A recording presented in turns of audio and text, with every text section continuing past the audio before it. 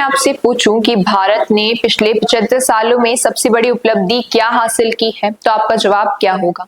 क्या ये हमारी अर्थव्यवस्था है जो अब दुनिया की 5वीं सबसे बड़ी बन चुकी है, या फिर महिला सशक्तिकरण जहां हमारी बहनें अब लड़ाकू विमान उड़ा रही है, या फिर वो डिजिटल क्रांति जिसने यूपीआई से लेकर चंद्रयान 3 तक का सफर तय किया है? नमस्कार, मैं अंकिता सोनी और आप देख रहे हैं संवाद भारत का भारत के लिए। हाल ही में राजस्थान विधानसभा में युवा सेशन हुआ, जहां बाड़मेर के युवा छात्र रमेश कुमार में सभी को रविंद्र सिंह भाटी की झलक दिखी। जैसे राव साह जबरदस्त भाषण देते हैं, वैसे युवा छात्र रमेश कुमार ने संविधान की ताकत, भारत की प्रगति और देश के सुनहरे भविष्य की झलक पेश की।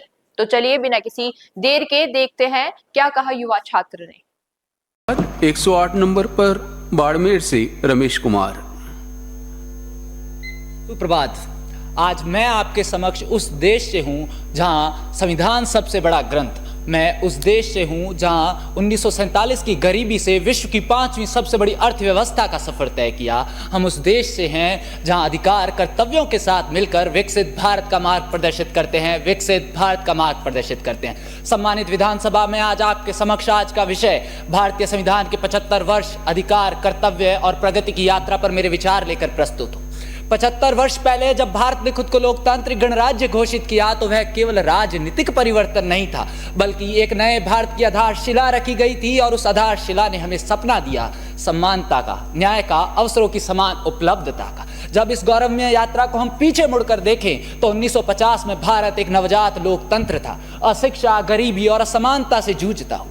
उस दौर में संविधान ने हमारा मार्गदर्शन किया, हमें अधिकार दिए, शिक्षा का अधिकार अनुच्छेद 21A दिया। और आज हम प्रगति के उस मुकाम पर है कि भारत की अर्थव्यवस्था, साक्षरता दर अगर हम खास कर देखें तो 1951 में 18% से 2024 में 77% हो गई। इस उछाल में हम विश्व के सबसे बड़े देश रूस से आगे। एक दौर था जब हमारी बहनें घर की 4 दीवारियों में सीमित थी, तो अधिकारों के सहारे आज लड़ाकू विमान की कॉकपिट में बैठकर आसमान की ऊंचाइयां नाप रही हैं। तो मुझे बताते हुए गर्व होता है कि खेल जगत से आज कॉर्पोरेट जगत में परचम लहरा रही हैं, न्याय प्रणाली संभाल कर योजना कर्ता बन रही हैं, तो देश की सर्वोच्च नागरिक भी बन रही हैं। आप गौर कीजिएगा, जहां इस संविधान की छत्र छाया और अधिकारों के सहारे हमने गरीबी से एक संघर्ष किया। एक दौर था जब हर दूसरा भारतीय गरीबी रेखा से नीचे जीवन व्यतीत कर रहा था, तो आज नीति आयोग बड़े गर्व से कहता है कि 13.5 करोड़ लोग उस गरीबी के अंधकार से बाहर निकले।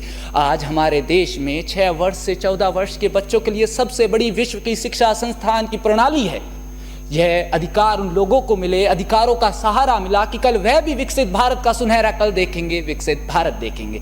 यह केवल आंकड़े नहीं बल्कि भारतीय संविधान के 75 वर्षों की उस यात्रा का प्रगति परिणाम है। इस यात्रा में केवल आर्थिक विकास नहीं बल्कि खेल, शिक्षा, स्वास्थ्य, तकनीक और रक्षा जैसे क्षेत्रों में हम विकसित हुए।